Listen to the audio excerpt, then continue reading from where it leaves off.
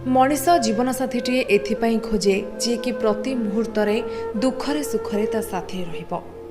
सेथिपाई से बांधी होइथाए विवाह परि पवित्र बंधन रे। किंतु आजिर दुनिया रे प्रेम आउ विवाहर संज्ञा पूरा पूरी बदली जाइछि। केतेबेले स्वामी स्त्री को देखुनी कि ता कथा बुझुनी तो आउ केतेबेले स्त्री बुझुनी स्वामीर दुख।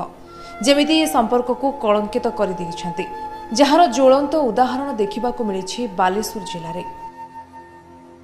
रोगाग्रस्त स्वामी हस्पिटाल बेड उपरे पड़ी मृत्यु सह लड़ाई करुछन्ति। आउ किछि घंटा परे तांकर अस्त्रोपचार होइथांता, किंतु एही समय रे पत्नी आउ काहा सह पार। स्वामींक सह रहिबार जेतेबेले आवश्यक रहिछि, सेही समय रे तांको हाथ छाड़ी पुरुणा प्रेमिक सह विवाह करिछि स्त्री। स्वामींक दीर्घायु कामना करी देवतांकु डाकिबा बदल रे पत्नी अन्य जणे पुरुषंकु विवाह करिछन्ति, पुणी खुशी रे अछि बोली कहिछन्ति। तेबे